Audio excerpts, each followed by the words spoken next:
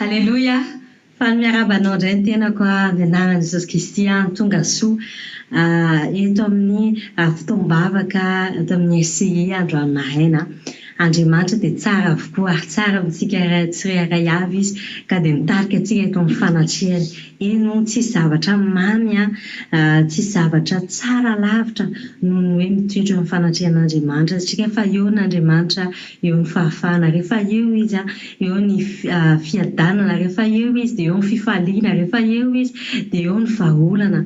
Ka androany dia tiako mampatonga soa anao ary itenanao hoe maharetaka hatramin'ny farany fa fantako Andriamanitra dia hiasa manokana amin'ny fiainanao. Eny tia hankasitraka ary anazy ihany koa ny mpanompon'Andriamanitra mivady ny tenako izay mbola mamesehatra hatrany, mbola afaka mivelatra amin'ny asa fanompoana, mbola afaka manompo antsika tsara avy ihany koa. Tsara manompo an'Andriamanitra dia inoko fa hiara-nompo miaraka amiko ianao amin'ity androany ity amin'ny alalan'ny hira, amin'ny alalan'ny dia, amin'ny alalan'ny fiderana, fiankofana, amin'ny alalan'ny vavaka ihany koa. Ka dia ho à l'aise tsara ianao mijanona ka hatramin'ny farany fa inoko fa rehefa andefa ny ten'Andriamanitra amin'ny alalan'ny mpanompony dia izy teny manokana ho anao izay atsimbadika ambony ambanin'ny tantaram-piainanao, izay hampamokatra anao any amin'ny sehatra rehetra amin'ny lafim-piainanao. Ka dia ety amboloany tompoko fa mbola tsy vita zara zao izao fotoam-bavaka izao azadino namana, ny mpatatra, ireo fianakaviana, zoky zandry, mama, dada, aoka tena amina fo ianao hanompo an'Andriamanitra amin'ny alalan'ny fanaparitana ny teny tsara, ny vaovao mafalo an'ireo rehetra izay mety ketraka sy mitady an'Andriamanitra amin'izao fotoan'izao. Azadino ihany koa manao commentaire ambany ao fa mba faly izay manaraka ny zavatra izay napetraka ao am-ponao. Mialohan'ny zavatra rehetra tompoko dia maka ny ten'Andriamanitra sika izay hitantsika anatin'ny Jakoba toko voalohany 5:17. Vakitsika tahaka izao amin'ny anarany Jesosy Kristy manao hoe ny fanomezan-tsoa rehetra sy ny fanomezana tanteraka rehetra dia avy amin'ny any ambony ka midina avy amin'ny ray ny fanazavana izay tsy misy fiovaovana na aloka avy amin'ny fiodinana. Amen. Mazava tsara izany teny izany, zava-tsoa rehetra sy ny fanomezana tanteraka dia avy amin'Andriamanitra irery ihany. Na dia nisy aza ny fiovantsika sy anao na ny herinandro sy ny taom-piainantsika sy anao na dia nisy aza ny fiovan-kevitra, na dia nisy aza ny fivazivaziana, na dia nisy aza ny heloka, Andriamanitra tsy niova fa mandatsaka ny fahatsarany, mandatsaka ny fanomezana tanteraka ny fiainantsika sy anao. Anisan'izany dia fiainana, anisan'izany ihany koa ilay tombosoa omenantsika sy anao ifandray aminazy isan'andro. Andao hankasitraka anazy, andao hisaotra anazy noho ny amin'ny famindrampony izay miavao isan'andro. Tanana,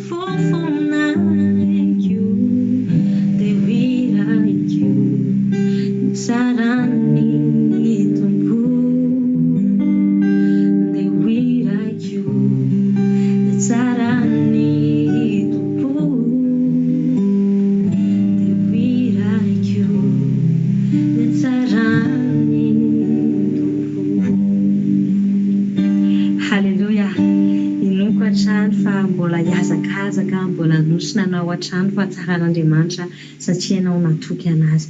Amin'izao fotoana izao dia toy anatin'ny vavaka itsika, vavaka fisaorana sy fanasana amin'ny fanahy masina. Manasa anao aza taritsy anatin'izao vavaka izany. Alleluia. Dia mbola mpifaliana trany no hiarabana antsika tsirairay avy indray amin'ity maraina ty ary manona ny fahasoavan'ny tompo ho any amin'ny sambatan'olona indray amin'izao fotoana izao misaotra ny tompo lehibe indray satria mbola nomeny fotoana indray androany, mbola nomeny tompo soa ihany koa izay ahafahana manatanteraka ary manohy hatrany izao fanompoana azy izao ary isaorana manokana ihany koa ny mpanompony izay manome sehatra hatrany ahafahana mivelatra ao anatin'izao fanompoana an'Andriamanitra izao. Eto am-pendohana dia te-hitarika antsika sady hoe aoka tena hangetaeta tanteraka an'Andriamanitra ianao fa rehefa mangetaeta ianao dia afaka hameno anao ny tompo amin'izay rehetra etaetapo tianao ho fenoin'Andriamanitra satria Andriamanitra dia eo akaiky izay rehetra miantso azy Andriamanitra ary andaontsika ary hivavaka amin'ity androany ity, andao hiomantsika androany ary andao izay ten'Andriamanitra avy hatranintsika amin'izao fotoana izao ato amin'ny boky ny Salamo 7:7-7 izay mivakitra izao ny teny amin'ny anaran'i Jesosy Kristy manao hoe hideran'i Jehova aho, hideran'i Jehova araka ny fahamarinany aho ary hankalaza ny anaran'i Jehova avo indrindra. Toy izy antsika atao amin'ny boky ny Fotoamana iny zany toko 7:2-20 ka hatramin'ny 5:20 izay vakitra izao ny teny. Ny famindrapon'i Jehova no tsy nalany indrindratsika fa tsy mitsahatra ny fiantrany. Vaovao isa-maraina izany lehibe ny fahamarinanao. Jehova no anjarako hoy ny fanahiko ka dia hanantena azy aho. Sara Jehova amin'izay manantena azy dia amin'ny olona izay mitady azy. Alleluia. Zany ny tenin'Andriamanitra rahalahy sy anabavy. Ny famirapon'Andriamanitra no mbola natoy ao antsika ary zany ny tenin'Andriamanitra eto androany mbola amafisiny amintsika tsirairay avy indray androany natotsika mbola toy izao, matotsika mbola velonaina indray androany dia tady dio fa ny famirapon'Andriamanitra. Raha tsy ny famirapon'Andriamanitra dia mety efa sy tetrisontsika toy izay ka noho izany araroto ny fotoana anomponan'Andriamanitra indrindra hiantsona sy dia ranan'Andriamanitra dia mbola omeny famindrapondray tsika amin'ity maraina ty andaotsika hiderany Jehova, andaotsika hidera ary hankalaza ny anaran'Andriamanitra avo indrindra amin'ny zava-bitany rehetra izay nataony teo amin'ny fiainantsika tsirairay avy andaotsika hivavaka amin'izao fotoana izao ary mankasitraka anao ray amin'ny anaran'i Jesosy Kristy. Manome voninahitra ary mbola midera ny anaranao indray androany. Misaotra noho ny amin'ny fahasoavana lehibe izay omenao sy ny amin'ny fitahinao tompo.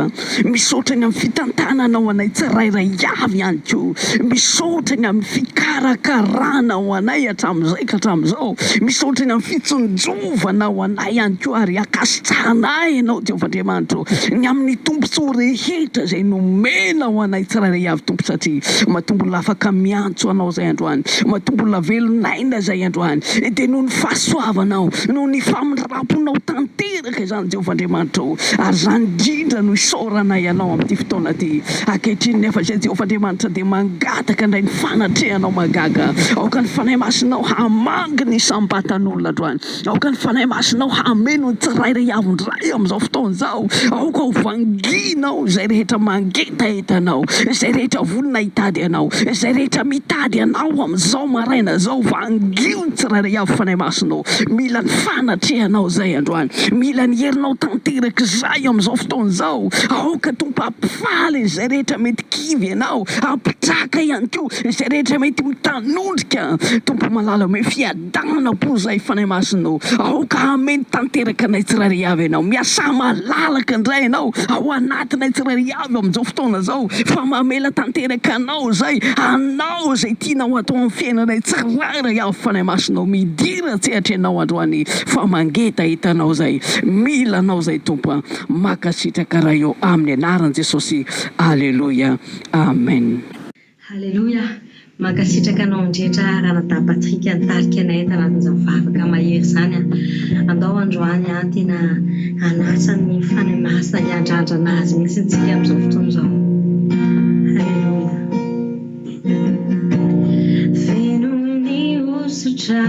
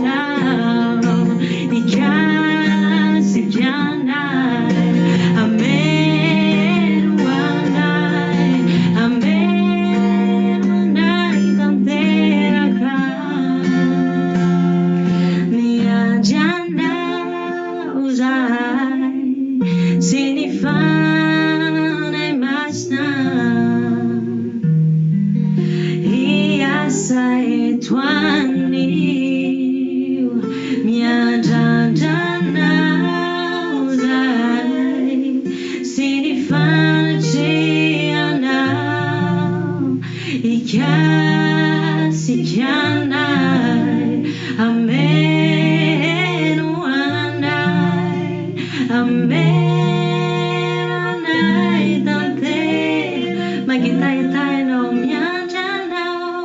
miandry anao zahay sy ny fanay masina hiasa eto anio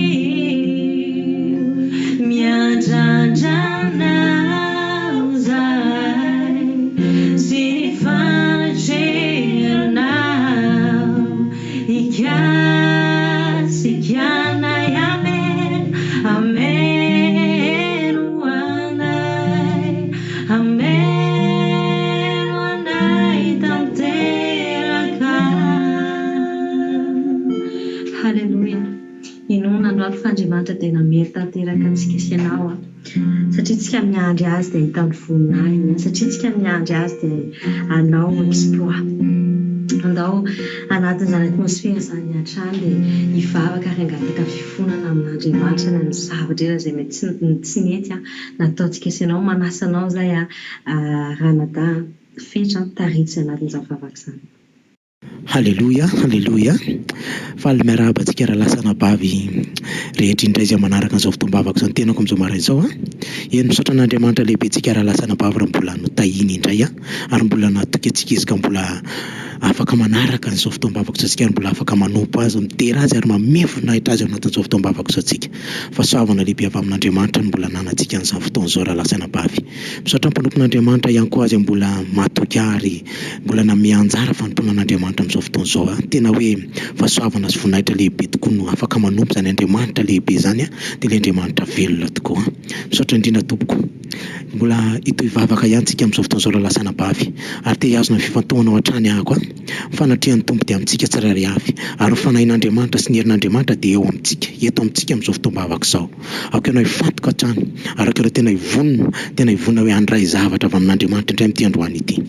Ito hivavaka tsika amin'izao fotoan'izao ary mivavaka izay ataontsika dia mivavaka fifonana sy famelana ary fanadiovana. Mialohan'ny vavahantsika dia hamaky tenin'Andriamanitra aloha tsika, hamaky tenin'Andriamanitra anankiroa aloha tsika.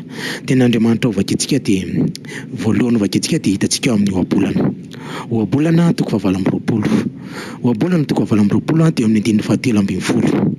Vakina amin'ny anaran'i Jesosy manao hoe izay manafina ny fahotany tsy ho ambinina fa izay mitsotraka mafoy azy no azo famindrapo. Halleluja, halleluja. Ny tenin'Andriamanitra faharoa vakentsika indray dia arak'izay hitantsika ao amin'ny Mika. Ao amin'ny Mika toko 7.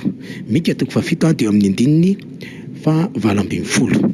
Mika toko 7 dia ny 9:20 amin'ny anaran'i Jesosy manao hoe iza no Andriamanitra tahaka anao izay mamela heloka sady mandalo ny fahadisoany ny sisa amin'ny lovany.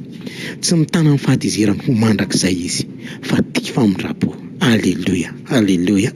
Zany tenin'Andriamanitra antsika rahalasana bavy. Tena hoe iza ozy izan'Andriamanitra tahaka anao.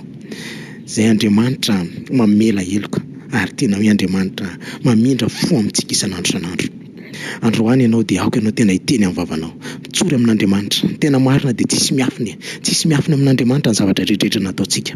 Fa kosa androany ianao ao amin'ny teninao izy ny teninao namarinana anao. Ka raha hiteny ianao hitsotry ianao androany hifona sy hangataka famindrapo aminy. Mahatoky marina ny Andriamantsika ary izy tsy mba tsy marina ka manadiny ny teniny izy fa manatanteraka ny teniny amintsika mandrakariva izy. Atsandratanao vavaka amin'izao fotoan'izao rainy masina tsara indrindra izay ny an-danitra tahada amin'izao fotoan'izao amin'ny anaran'i Jesosy Kristy zanakao manandratra ny tanana izay ary manandratra ny vavaka ho ao aminao izay amin'izao fotoan'izao. Eny misaotra betsaka mankasitraka dadany fitiavanao, ny fahasoavanao, misaotranao any fanahy masinao, misaotranao any teninao, misaotranao any fiainana mandrakizay, misaotranao any amin'ny fahatsaranao rehetrarehetra izay nataonao teo amin'ny fiainanay. Misaotra tamin'izay rehetra nataonao izay mbola ho ataonao dada ary amin'izao fotoan'izao zahay eto amin'ny fanatrehanao, eto amin'ny fahafianao ny hery sy fanahinao amin'izao fotoam-bavaka manokana izay efa niantsonao ary namenao anay izao araka ny teninao hoe aza mahafoy ho anao fiaraha-mivavaka. Tena hoe tsy mahafoy izay fa nahatoky reto rahalasana baviko reto dada androany ary nahatoky izay androany ka nomenao izao fotoana mahamitso ahafahany mbola manantona anao indray. Eny ankehitriny izay dada dia mahatsiaro izahay tamin'ny zavatra rehetrarehetra izay mety nataonay, nisy ireo zavatra tsy araka ny sitraponao izay nataonay. Eny dada mifony eto anatrehanao izay ary mangataka famindrapo sy famelan-kelika eto anatrehanao izay amin'ny anaran'i Jesosy anakao hoe eny andro rahalasana bavy fotoam-bavako izay tsy fantatro dada hoe inona avy mety zavatra nataon'izy ireo, mety nandavo azy ireo, mety tsy araka sitrapona nataon'izy ireo. Ianao mahita mahalala ary mandry feo an'izay miakatra eo anatrianao amin'izao fotoana izao, mifona sy mibebaka ary mangataka mifamindram-po eo anatrianao, mangataka aminao amin'ny anaran'i Jesosy anakao ahian'ny vavaka izay ataon'izy ireo, ary mangataka aminao izay amin'izao fotoana izao aoka ny ràn Jesosy Kristy zanakao hirotsaka kanadio anay, anasanay hatrany tapin-dokatra ny am-paladianay eto amin'ity fotoam-bavaka izay ataonay ity. Mba tsy hisy izany hoe fotoam-bavaka roaroaparatsiana fa fotoam-bavaka tena feno fanahy masina, fotoam-bavaka feno voninahitr'Andriamanitra, ary fotoam-bavaka feno tena hoe andraisanay aina hiry avy aminao indray izao fotoam-bavaka izao, araka ny tenina hoe aina ho an'izay mahazo azy ny teny ary fahasalamana ho an'ny nofon-drehetra. Ka ny zavatra rehetrarehetra izay atao eto androany dia voninahitry ny anaranao ho tahaka ny vavaka izay nataon'i Davida, engany io Davida ka hoanitra kasitrahana fofona ditika azo mampofony eo alohan'ny seza fiandrinanao vavaka izay ataonao eto androany. Dada malalo dia misaotra anao izay, mankasitraka anao izay ny famindrapo, ny famelan-keloka izay atolotra ao anay sahady, mankasitraka misaotra ny amin'ny ràn Jesosy Kristy izay manamarina anay, manamasina anay ary manadio anay ho afaka amin'ny tsy fahamarinanay rehetra amin'izao fotoana izao zay dada, miditra amin'izao fotoam-bavaka izao zay dia tena hoe voadio voasasa voavela heloka tokoa zahay. Misaotra anao izay, mankasitraka anao izay, miteranao, mankalaza anao zahay, ny anjara voatendro ho anay amin'ity fotoam-bavaka androany ity dia voaray avokoa, ary tsisy miala maina izay rehetrarehetra mpanomponao tonga tanaty izao fotoam-bavaka izao dada. Misaotra betsaka, mankasitraka anao izay ray masina tsara indrindra ho. Halleluja, halleluja, amen, amen. Aleluia, mankasitraka indrindra raha natafetra dasika tananjavavaka izany.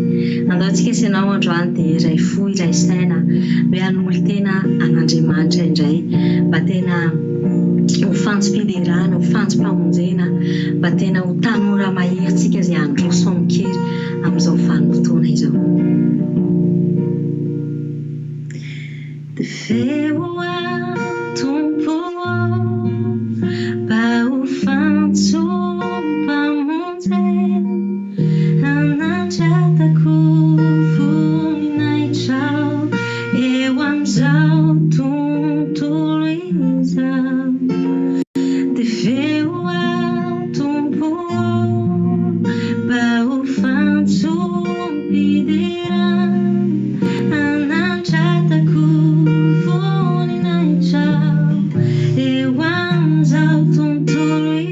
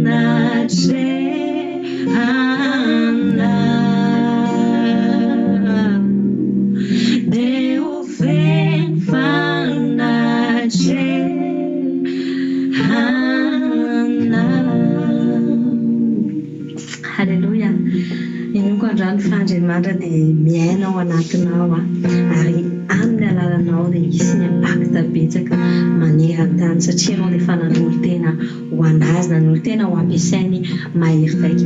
Amin'izao fotoan'izao dia manasanao zay raha Félicien taritra zay anatin'ny vavaka manaraka. Halleluja.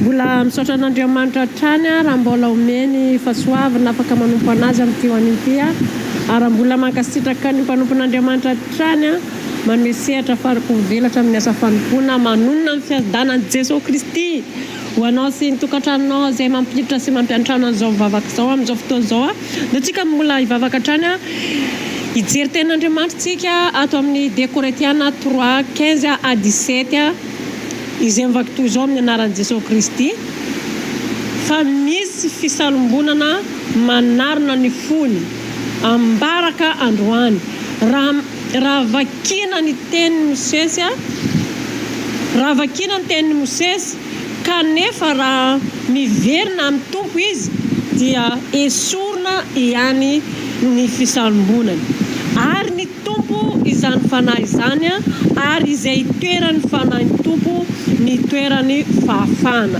Alleluja. Tononoko sahady anao amin'ity anio ty fa ho afaky anao na inona fanahy izay mety hoe manarona anao, manarona ny fiainanao, manarona ny fonao ka zay mety hoe andalo eo ambany masonao fotsiny tenin'Andriamanitra zay ilatsaka eto androany fa tsy andraina inona fa androany amin'ny joreto amin'ny anaran'i Jesosy Kristy fa ho afaka zany sanombolana zany amin'ny anaran'i Jesosy.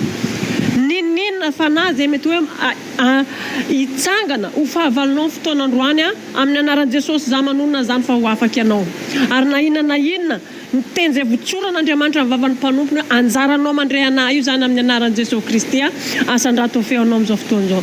Dada amin'ny anaran'i Jesosy Kristy misaotra sy midera mankalaza manome voninahitra anaranao Andriamanitra no fahasoavana sy tombotsoa lehibe zay omenao any afahako dada mijoro eto ambanga ho an'ny olona rehetra eto manaraka an'izao vavaka izao manomboka amin'izao miteny izao zany Andriamanitra sy amin'ny olona rehetra ary tokantran'olona rehetra zay mampandrosoka miampiantrano izao vavaka izao na ina dada endriky fanahy izay mety hoe manarina ny tokantrano ka tsy dina zao fahasoavana zao zay mety manarina ny fony zareo Andriamanitra ka tsy aniriny teninao zay mety manarina ny mason'olona Andriamanitra ka tsy anazava ny mason'ireo sy masom-panahin'ireo dada ka anakana zany fateny fahasoavana zany hiditra amin'ny fiainandreo amin'ny anaran'i Jesosy Kristy tompony azahoako mandidy sy mandroaka ary mamotika izany fanahy zany naiza misy ololo manaraka zao vavaka zao naiza misy tokantrano mampandroso an'izao vavaka zao za mandroaka an'izany mandrava ary manombotra zany hatrafakana amin'ny herin'ny rasa arbidin'i Jesosy Kristy potehako raha mbariko fahasamatany tonono amin'ny anaran'i Jesosy Kristy fa mpandresy ny olona rehetra manaraka an'izao vavaka izao ary tsy misy teny very tsy misy teny raraka amin'ny tany eto fa ny olona rehetra manaraka an'izao vavaka izao mandray fahasoavana tononoko an'izany tononoko fanafana ho an'ny olona rehetra eto voninahitry ny anarandray amin'ny anaran'ny sarobidin'i Jesosy Kristy tompo masina sy velona va Nazareta anaovako izany vavaka izany rano Jesosy miaro ny olona rehetra ka tsy hitan'izany fana zany tsony Alleluja. Amen. Halleluja. Makasitraka anao indrindra raha Félicien amin'izao fotoana izao antsika hiara ankalaza an'Andriamanitra amin'ny feo fety fifaliana amin'ny fo fety firavona ary aza mety mangina mihitsy ianao fa sandrato ilay ray masina sandrato ilay ray izay mendrika amin'izay fisaorana rehetrarehetra. Halleluja.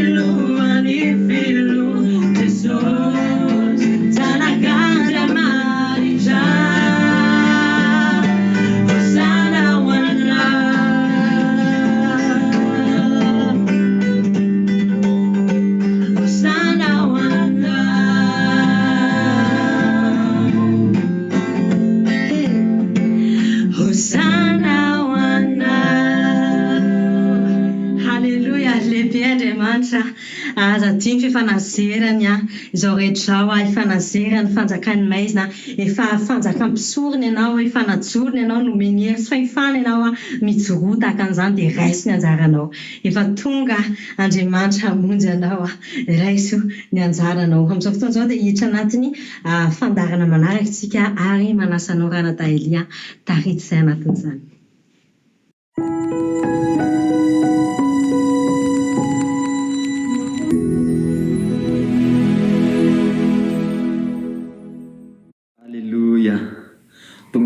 fotoana fanatitra sy fahafolo-karena indray isika amin'izao fotoana zao rahalahy sy anabavy voalohany dia misaotra an'Andriamanitra ny tenako ary makasitraky ny raiko ara-pinoana koa dia dokotera Rina mivady zany mbola manome fatokisana tombosoa ho ahy ahafahako mivelatra amin'ny asa fanompona mitondra ny tenin'Andriamanitra indray amin'izao fotoana zao. Voninahitra dia an Jesosy Kristy rery ihany. Rahalahy sy anabavy, araka ny efa nilazaina tamin'ny Alahady heriny tamin'ny alalan'ny fanatitra sy fahafolo-karena dia ara-panahy ny fiainana. Ary ny voalaza teto tamin'ny Alahady dia ny fanatitra izay akasitran'Andriamanitra. Fa androany kosa dia hozaraisika eto indray amin'ny alalan'ny teniny ny hoe ny andidian'Andriamanitra sika ho tia azy sy akatoa ny didy izay napetrakana amin'ny alalan'ny harena izay nomen'Andriamanitra sika amin'ity tany ity. Rahalahy sy anabavy hiditra hamaky ny tenin'Andriamanitra avy hatranintsika. Hoy izy ny tenin'Andriamanitra ato amin'ny Deutéronomia 9:1-4 ka hatramin'ny 5 no vakisika amin'ny anaran'i Jesosy. Miaino ry zanak'Israely, Jehovah Andriamantsika dia Jehovah iray ihany. Ary tiavan'i Jehovah Andriamanitrao amin'ny fonao rehetra sy ny fanahinao rehetra ary ny herinao rehetra. Zany tenin'Andriamanitra, zany ny didy napetrak'Andriamanitra ho asika zanany rahalahy sy anabavy. Mandidy mihitsy izy, tiavy izy, tiavy io Andriamanitrao io amin'ny fonao rehetra, amin'ny herinao rehetra dia tiavo Jehovah Andriamanitrao. Milaza misy ny ten'Andriamanitra any amin'izao fa raha tia ianareo izy dia hitandrina ny didiko. Azontsika tsara zany. Nandidy Andriamanitra tiavo aho dia mila tandremasika zany fitiavasika anazy zany amin'ny fomban'Andriamanitra. Ary misy didy izy zateo napetrak'Andriamanitra amin'ny harena fananana nomeny antsika ambony tany ity mba hitiavasika azy, anazasika azy, mba ahatonga ny harem-behivava ho tonga amintsika, ahatonga ny valalam-pandany tsy ho tonga amin'ny fiainantsika, tsy ho tonga amin'ny fiainantsika, tsy ho tonga amin'ny harenantsika. Ary mbola misy anankiray ampiavaka ny manompo azy sy ny tsy manompo azy. Rahalahy sy anabavy, ny tenin'Andriamanitra manamarina an'izany dia vakisika indray ao amin'ny ohabolana. Milaza ny tenin'Andriamanitra tamin'ny ohabolana 7:5 manao hoe makalazany Jehovah amin'ny fanananao sy amin'izay voalohambokatrao rehetra. Tompo dia mandidy foana hoe makalaza, tsy miangavy izy io fa mandidy izy. Makalaza ny fanananao rehetra ozy izy ho an'i Jehovah sy ny voalohambokatrao. Misy zany didy napetrak'Andriamanitra akalazasika azy, akalazasika azy amin'ny fananana nomeny antsika io. Alleluia. Izany moa rahalahy sy anabavy dia napetrany ny fanatitra sy ny fahafolo-karena ho didy akalazasika an'Andriamanitra, anazasika an'Andriamanitra. Milaza Andriamanitra zao ao amin'ny fahafolo-karena raha vakisika ny ten'Andriamanitra ao amin'ny Levitikosy 7:7 ihany vakisika milaza hoe ary ny ampahafolo ny vokatra rehetra ao amin'ny tany na avy amin'ny tanimbary na avy amin'ny saha dia an Jehovah, masina ho an Jehovah zany. Zany ten'Andriamanitra tena mandidy misy zany Andriamanitra hoe ny fahafolo-karena 10% amin'io harena, amin'io fananana nomeko anareo dia ozy izy Jehovah. Ary mandidy izy amin'ny alalan'izany, amin'ny alalan'ny teniny dia efa vakisika eto isan'andro any Malakia 3:10, vakisika any amin'ny Deutéronomia 12 any milaza hoe amina toerana izay nasaiko anateranareo azy no anatero azy. Didy io rahalahy sy anabavy, didy io ka izay manantanteraka an'izay didy zay dia tsy ho gaga tsika raha ho Tahiana miavaka zany olona zany, ary zasy anao zany olona zany. Misy olona eto mijery olona tsy miara-mivavaka amintsika ato, olona tsy nanao an'io fahafolo-karena io misy nandritra an'izay ary androany izy vao maheno. Misy kosa nefa eto mijery amin'izao fotoana zao efa nanao fahafolo-karena izy nefa tsy nanao tsony taty aoriana. Misy nefa miara-mivavaka ihany maheno an'izany teny zany fa tsy manao izy.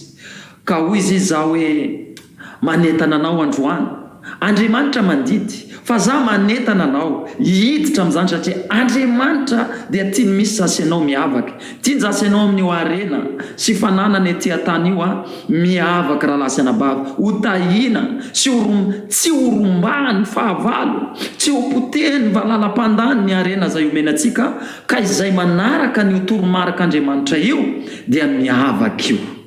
Hoy izy ny ten'Andriamanitra ao amin'ny Matio amarana sikazy. Matio 9 izay efa vakisika matetika eto Matio 9 andimy fa 1:30 ka hatramin'ny 7:30 vakisika amin'ny anaran'i Jesosy. Hoy izy ny tenin'Andriamanitra hoa soanao dia aza manahy ianareo ka manao hoe inona no hoaninay, na inona no hosotroinay, na inona no hotafianay. Fa izany rehetra izany dia kasany zay tilisa fatratra, fa fantatry ny rainareo izay any an-danitra fa tokony ho anareo izany rehetra izany. Fa kasao aloha ny fanjakana sy ny fahamarinany dia anampy ho anareo izany rehetra izany. Rahalahy sy anabavy, eto indray Andriamanitra dia mahatsapa dikan'izany mahatsapa ny ananatintsika Andriamanitra, mahita ny eritreretintsika Andriamanitra amin'ny resaka vola sy ny fananana izay nomen'Andriamanitra antsika eto amin'ity tany ity. Mandidy izy manatera fanatitra anao, aza misehoseho foana eo anatrehako. Mandidy izy aza misehoseho foana eo anatrehako raha tsy mitondra fanatitra. Mandidy izy rahalahy sy anabavy, aza kitiana io fahafolo-karena io fahatero fanahy io masina ho anahy io.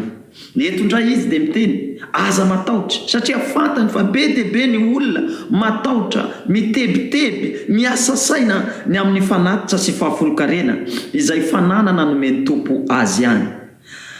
Atero rahalahy sy anabavy, ny fikatsahana an'Andriamanitra, ny fikatsahana ny fahamarinana, ny fanjakan'Andriamanitra ao amin'ny arena sy ny fananana nomenantsika dia amin'ny alalan'ny fanatitra sy fahafolo-karena.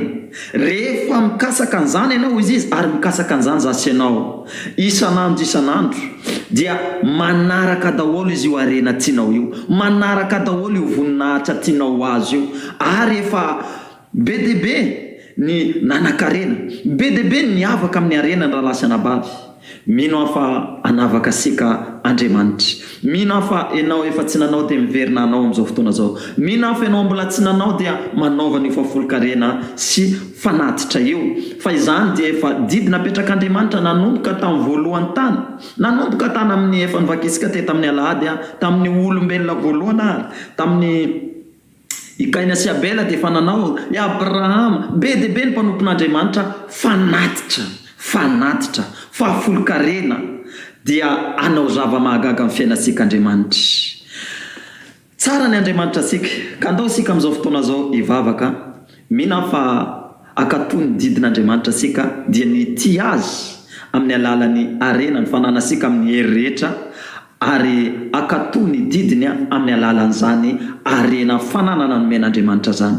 Andao ara hivavaka isika amin'izao fotoana zao anolotra ny fanatitra sika eto anatrehan'Andriamanitra indray. Raha io amin'ny anaran'i Jesosy dia misaotra sy mankalaza anao zahay mame voninahitra anao ny amin'ny fahatsarana Andriamanitra satria tsara loatra ianao. Hoy izy ny teninao nandidy hoe tiava aho amin'ny fonao rehetra, amin'ny herinao rehetra, amin'ny fanananao rehetra. Milazanao hoe raha tianao dia hitandrina ny didiko, ka eto Andriamanitra noho ny fitandremana ny didinao, anatanteraka ny didinao ary tianay ianao satria ianao fantatray fa tianay hampanan-karenanay. Eny atonga n'izany arenanay izany tsy ho lany ny valala, tsy ho isy mpandany anan-karena hatramin'ny taranaka faramandimbinay. Jesosy raiso ny fanatitra anay amin'izao fotoana zao.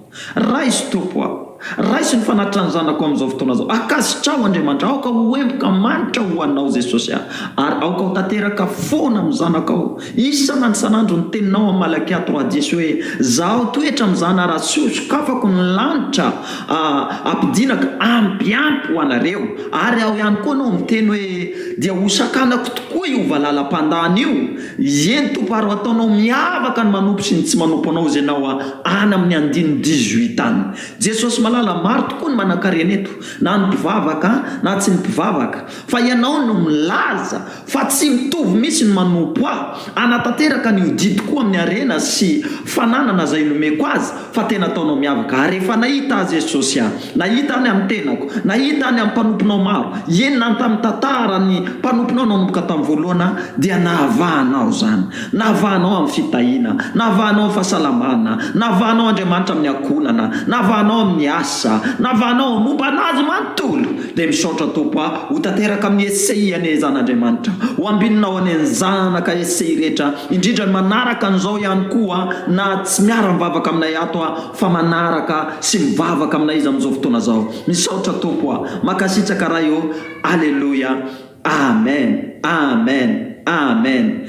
Tahian'Andriamanitra daholo isika rehetrarehetra, ho anao makatoa manaiky ny didin'Andriamanitra fa ity azy ianao manomboka androany mihoatra ny teo aloha, ary akatoa ny didina amin'ny alalany arena sy fananana izay nomeny atsika amin'ny alalan'ny fanatitra sy fahafolon-karena, dia tsy ho gaga ao raha ho tahina ianao. Tsy ho gaga raha hiova tampoka ny fiainanao manomboka androany. Tsy ho gaga raha tena ataon'Andriamanitra miverina daholo izay anjara voatendrinao sy izay rava rehetra ho atsangany. Itsika moa dia olona mpakatotsika, ka ny fiangonana aty Maorisy mbola tsy miara-miangona isika zao anam-piangonana, fa izay torodalana ataon'ny mpanompony Andriamanitra dia arahantsika. Ka raha miteny izy hoe zao ny atao azy dia manaraka isika. Aprima amin'izay aprimanao azy ny fanatitra sy ny fahafolon-karenanao dia miandry an'izay toromarika avy amin'ny mpanompon'Andriamanitra zay isika. Dia tahian'Andriamanitra daholy ry lehilahy mahery, vehivavy mahery tia an'Andriamanitra ary tia ny didina amin'ny arena sy fananana nomena antsika io dia amin'ny alalan'ny fanatitra sy fahafolon-karena zany. Tahian'Andriamanitra mbola amangy isika mahery vaiketo Andriamanitra hatramin'ny farany amin'ity fotoana ity. Tahi Tompo daholo tompoko.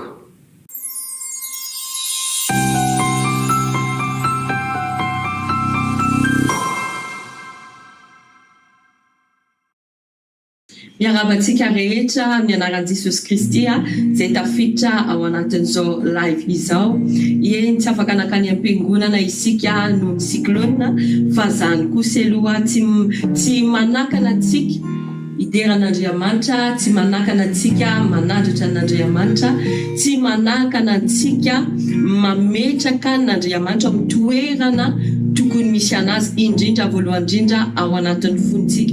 Satria ny fiankofana dia tena hoe miteny isika ma-Andriamanitra an'Andriamanitra, dia oka tena hoe mahazo toerana tanteraka ao anatin'ny fontsika Andriamanitra ao anatin'izao fiankofana izao, ka tonga tena hoe hiemboka manitra ao anatrehany ary ho raisiny zany fiankofana fiderana sy fanandratana sy ho ataontsika ho azy amin'izao maraina izao.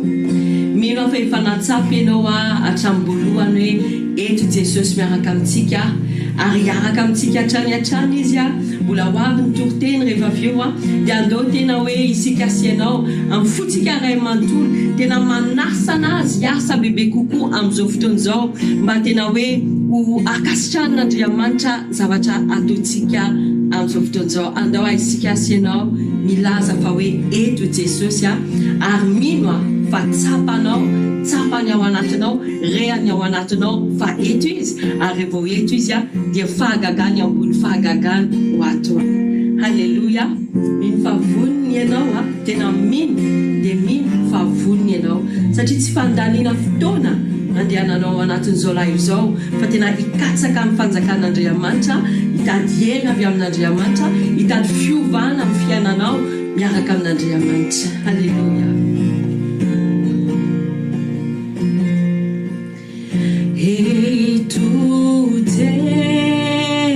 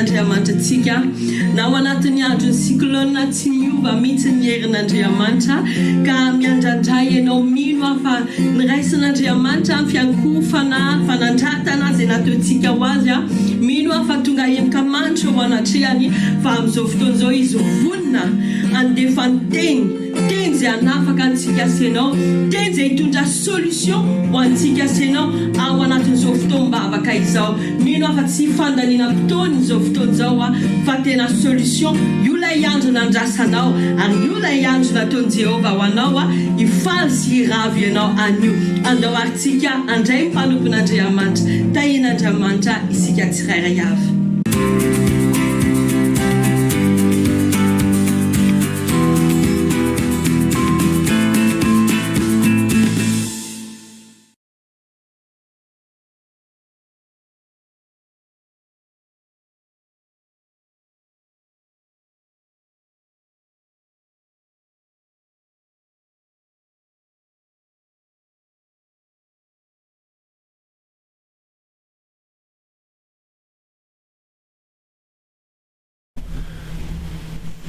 Halleluja, miarabantsika rehetra amin'ny anara-mahery Jesosy Kristy tonga soa eto amin'ity sehatra ahafahantsika midera manompo an'Andriamanitra, ahafahantsika mahafantatra ny sitrapon'Andriamanitra, ahafahantsika makeny amin'ny ranonaina izay makahery antsika, izay manome fahasoavana antsika, dia tsy izy izany fa any amin'ny Jesosy Kristy izay lalana fahamarinana fiainana.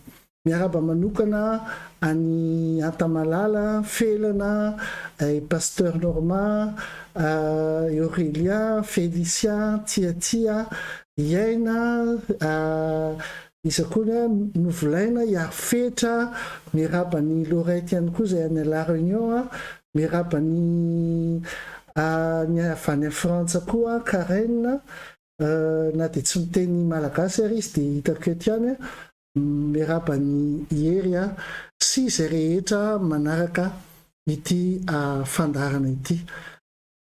Ianao dia mpandresy ianao.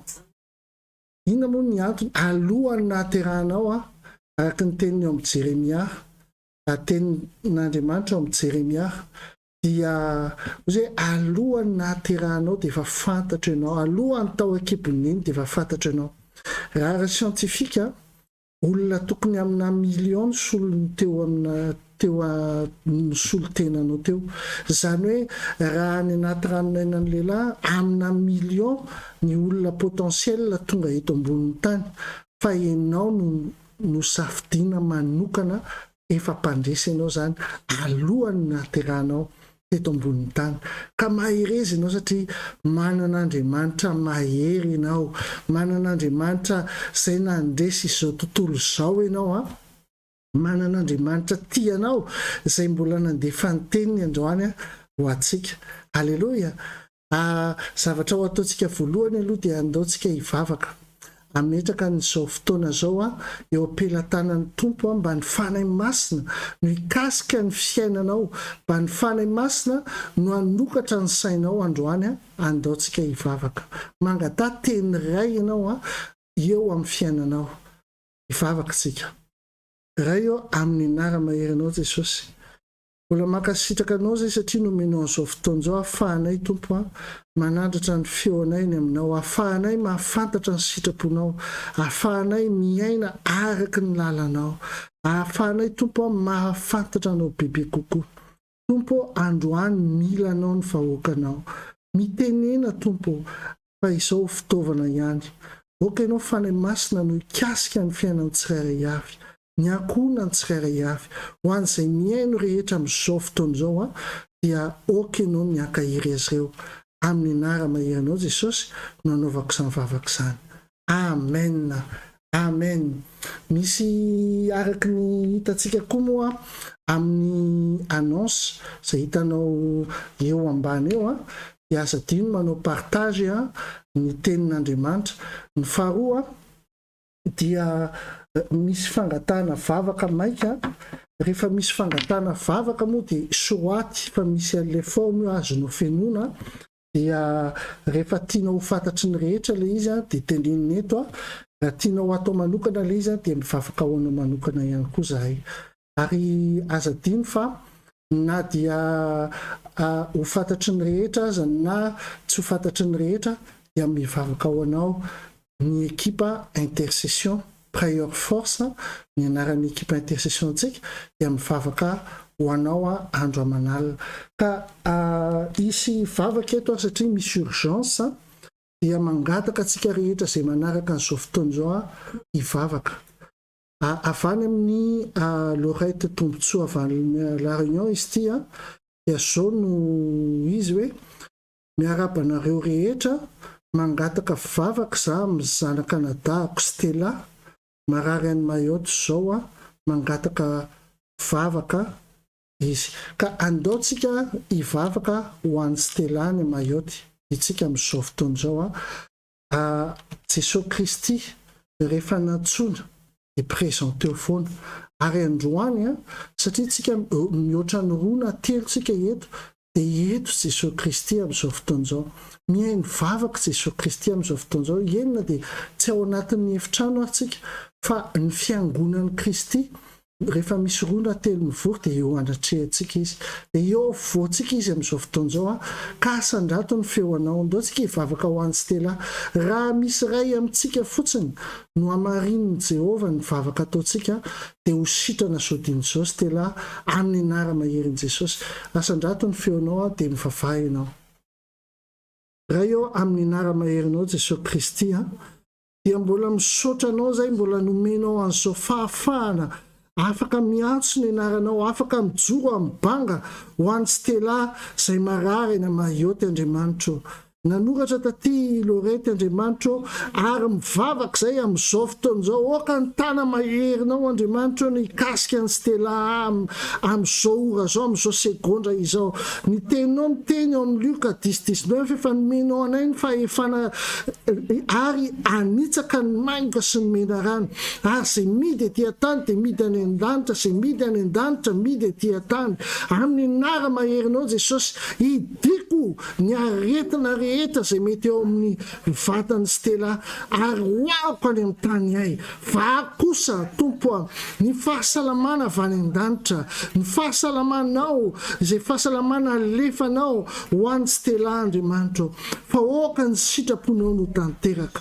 Jehovah raha eo mijoro amin'ny bangy zay androany. Raha misy fahotana na misy zavatra tsy nakasitranao dia mifono zay eo anatrehanao. Fa ankehitriny Tompo mangataka ny famindraponao zay ho an'ny Stella Andriamanitra kasio izy any an'izay misy azy any amin'ny anara maherinao Jesosy. Ianao efa nyteny raha misy roa na telo mangataka amin'ny anaranao dia ho ataonao zany Andriamanitra. Raha misy na roay ary aminay Tompo ka hitanao fa marina ny vavaka izay ataonay androany dia mba kasio Stella. Oka Tompo hiverina ny fahasalamany amin'ny anara maherin'i Jesosy. Amen. Amen. Amin'ny herin'ny fanay masina. Amen. Amen. Misaotra an'Andriamanitra tsika fa Andriamanitra mpihaino vavaka ny Andriamanitra tsika. Andriamanitra rafa, dikan'izany Andriamanitra rafa zany dia Andriamanitra mpanasitrana, Andriamanitra mpamonjy ny Andriamanitra tsika ka dia mahatoky tsika fa amaly vavaka izy. Amen. Fantatsika fa velona ny Andriamanitsika, velona mandrakizay izy. Ary ny vaovao manaraka mba tiako ampitaina amintsika dia manomboka amin'ny volana marsa io dia ho ataontsika ampitsika teny hafa ny live zay ataontsika. Ho teneniko amin'ny le teny ho ampitsika le izy à partir du mois de mars, nous allons aussi prêcher en français. Beaucoup d'entre vous suivent ce live et voudront savoir qu'est-ce que nous sommes en train de dire, qu'est-ce que nous sommes en train de prêcher. Et c'est pour cela que nous avons décidé, par la grâce de Dieu, de faire aussi un live en français. And also, I would like to greet you in the name of Jesus Christ that on beginning of March, we will add English language in our life. Why? Because some people from USA, from Canada, following our lives, and they don't understand what are we talking about, what are we preaching. So I have a pleasure to tell you that beginning from March, we are going to have an English live also. God bless you.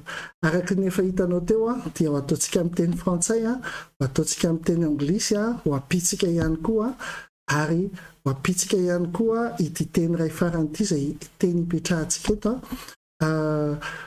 Bonjour tout le monde, à ce terme, on vit des autres qui, à partir du mois de mars, nous pouvons mettre aussi un live en créole. Qui bon Dieu bénisse autres, nous connaissons qui beaucoup d'entre vous autres peuvent suivre sa live là, mais ils ne peuvent pas comprendre qui nous peut causer parce qu'il nous peut causer malagasy. Donc à partir du mois mars, nous pouvons mettre aussi un live en créole. Bon Dieu bénisse autres. Arakanitandro ihany koa dia ho ataontsika amin'ny teny créole ihany koa, zany hoe ampitsika fiteny anankitelo amin'ny anara maherin'i Jesosy ny live izay ho ataontsika, satria zava-dehibe ny tenin'Andriamanitra ary mila aparitaka manerana n'izao tontolo izao ny tenin'Andriamanitra sady fianarana ho antsika ihany koa. Halleluja. Ny vaovao manaraka alohan'ny idirako amin'ny toriteny dia misy vaovao tsara ho antsika tsirairay avy.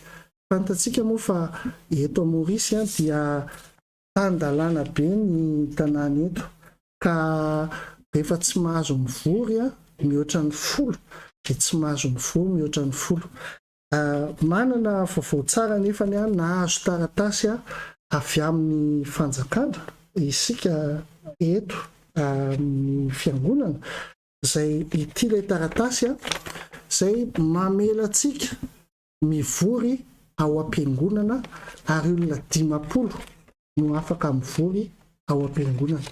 Ka isorana neny Tompo tsy dia betsaka ny fiangonana nahazo an'ity zavatra ity dia isorana ny Tompo ka noho izany manomboka amin'ny heriny androany amin'ny 7 amin'ny 20 ny volana Febroary dia hiverina hiangona ao am-piangonantsika. Tandremo 50 ihany amin'ny session zany isaky ny session dia 50 ihany ny olona afaka miditra. Ho atao ny annonce zay ho alefa ao amin'ny Facebook dia misoratra anarana ianao aloha any atongavana ao am-piangonana, satria mila ianao misoratra anarana farafaratsiny 2 andro alohan'ny alahady zany no anoratanao anarana ho alefa eo ihany no ny fisy amin'ny live-tsika isan'andro dia misoratra anarany ianao amin'izay fantatra hoe ho avy ianao dia eto ny toeranao satria izay no takiany fanjakana hoe iza no avy dia jerena tsara ny fepetra ara-pahasalamana ho arahantsika ny atsaka sy andavany ny fepetra ara-pahasalamana dia afaka tsika mivory amin'ny anara maherin'i Jesosy Kristy. Baka sitraka ny tompontsika nohony amin'izay fotsiny azy. Alleloia. Ity volana ity dia volany atao hoe fahazotoana. Volany fahazotoana. Ary hitantsika ao amin'ny bolana toko fahaenina andininy fahaenina ny teny fototra dia miteny hoe mandehana makany amin'ny vitsika rahalay malaina.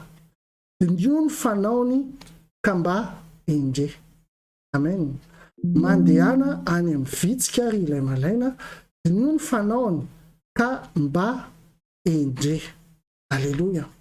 Zany hoe rehefa mijery ny vitsika zany ianao dia misy fahendrena azo raisinao. Izany ny tenin'Andriamanitra raha amin'ny obolana toko fahaenina andininy fahafito ihany koa moa izy dia miteny hoe ny vitsika ozy izy tsy manana pitarika, tsy manana komandy kanefa nozy izy ainy ny maka ny sakafony manatobo ny sakafony mba hoaniny rehefa tonga ny ririniny. Amin'ny fahavaratra izany mandamina misy fahendren'ny vitsika zany ao tokony takaritsika. Ary rehefa miresaka fahendrena isika dia ao ny resaka ara-tsaina. Matetika isika rehefa hoe misy ny fahendrena dia misy idiran'ny saina sy ny fo ary izay mihitsy ny teniny ao amin'ny obolana toko fahavalo andininy faharoa ambin'ny folo. Obolana fahavalo andininy faharoa. Amen. Iresakitsika momba ny fahazotoana eto.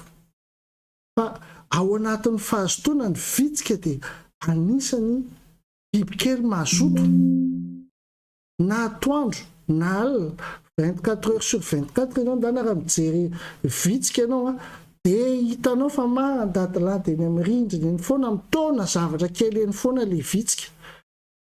Hitanao foana. Zany hoe misy fahazotoana ao anatin'le vitsika ireny. Faharoa, misy fahendrena ao anatin'ireny vitsika ireny satria hozy izy ny tenin'Andriamanitra hoe dinio ny fanaony ka mba endre. Zany hoe avy amin'izay ataon'ny vitsika zany ianao misy fahendrena tokony takarinao ao. Zay androantsika anao tena toriteny momba ny vitsika fotsiny sy momba ny toetra ny vitsika sy ny fomba fanaon'ny vitsika fa androantsika iresaka momba ny fahazotoana. Ary ao anatin'ny fahazotoana dia ahitana fahendrena. Ary ny fahendrena dia miara-monina amin'ny saina. Zany hoe ny fahendrena tsy maintsy mampiasa saina ianao. Alleluia. Saina. Araka ny tenin'Andriamanitra ihany koa, rehefa manompo an'Andriamanitra ianao tsy hoe mandeha amin'ny torapo fotsiny. Tsy hoe mandeha amin'izao fotsiny fa mila mampiasa saina ihany koa ianao rehefa manompo an'Andriamanitra. Jereo ao amin'ny Matthieu toko faharoa amby roapolo andininy fahafito amby telopolo ka hatramin'ny fahavalo amby telopolo. Dia hoy Jesosy taminy, tiava an Jehovah Andriamanitra ao amin'ny fonao rehetra sy ny fanahinao rehetra ary ny sainao rehetra. Averintsika le izy tiavo an Jehovah Andriamanitra ao amin'ny fonao rehetra sy ny fanahinao rehetra sy ny sainao rehetra. Amen. Matthieu zay hitantsika ihany koa ny Deutéronomia toko fahaenina andininy fahadimy.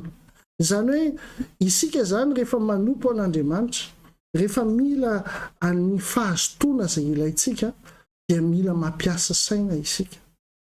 Tsy hoe mandeha araka ny tenenina misy publicité izay atany Madagasikara nahitako anazy teo anosy teo dia ozy izy hoe la puissance n'est rien sans maîtrise. Zany hoe hitanao na misy hery takaninina ary ny olona anankiray ka tsy mampiasa saina dia very fotsiny. Na be voninahitra takinina aza ny olona anankiray nefa rehefa tsy mana-tsaina dia tahaka ny biby izay tsy maintsy ho faty ihany. Mety hoe sarotra ny hanono an'izany teny izany fa voasoratra izany ao amin'ny Salamo fa 7:120. Salamo fa 7:120 ny teny hoe izay olona manana voninahitra nefa tsy mana-tsaina dia tahaka ny biby tsy maintsy ho faty. Hitanao zany hoe ianao rehefa misy zavatra ataonao dia mila mipetraka ianao aloha, mila misaintsaina ianao aloha, misaina ianao vao miteny, fa tsy hoe miteny ianao vao misaina, na misaina ianao vao manao zavatra, fa tsy hoe efa manao zavatra ianao zay ianao vao isaina. Hitanao zany fanomponan'Andriamanitra ny fisainana. Araka ny tenin'Andriamanitra hoe manompo an'Andriamanitra ianao amin'ny fonao rehetra, amin'ny herinao rehetra, amin'ny sainao rehetra. Mila zany ianao mampiasa n'io saina io. Fa io saina io dia misy toetra, zany natao hoe toe-tsaina. Ary ny toe-tsaina dia izao.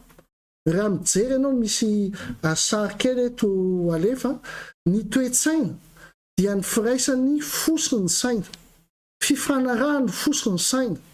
Zany hoe ohatra hoe raha olona manana toe-tsaina tsara zao le olona dia efa misy zavatra avy any am-pony ihany ampiarahany miaraka amin'ny saina dia mivoaka ho action le izy ety avelany ety. Ao anatin'ny fonao mila mazoto, ao anatin'ny sainao mila mazoto dia fahazotoana mivoaka amin'ny fiainanao ray manontolo. Alleluia. Ny zava-misy anefa ny amin'izao fotoana izao raha lasany abavy dia rehefa mijery an'izao tontolo izao tsika, ary izay moa mahatonga ny hoe mila herintsika amin'ny tenin'Andriamanitra, mila herintsika araka ny voninahitry Kristy, hoe mila hery avy aminy tsika, satria izao ny zava-misy amin'ny toe-tsain'ny olona amin'izao fotoana izao. Jereva amin'ny Timothée 4:1 ka hatramin'ny 5. Fa oka ho fantatrao zao fa any amparany any dia hisy andro ahory.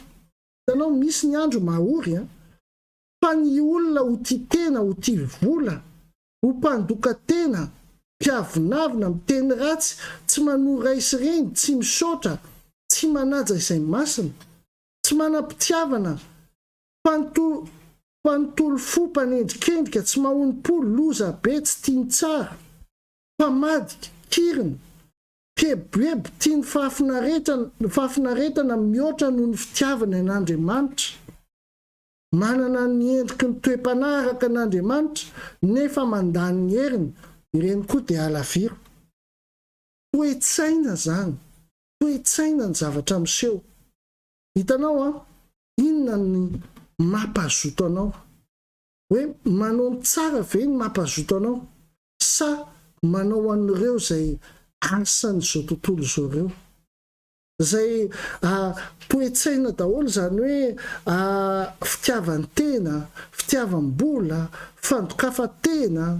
Hitanao le hoe za tsy mahafa araka ny tenin'Andriamanitra hoe tena marina, betsaka ny mpandoka tena satria mahafinaritra any amin'ny Facebook any mampiseho hoe ty za ty, na le vatana aza tsy afenina ntsony ny any amin'izay tokony afenina rehetra any, dia le j'aime fotsiny satria mpandoka tena.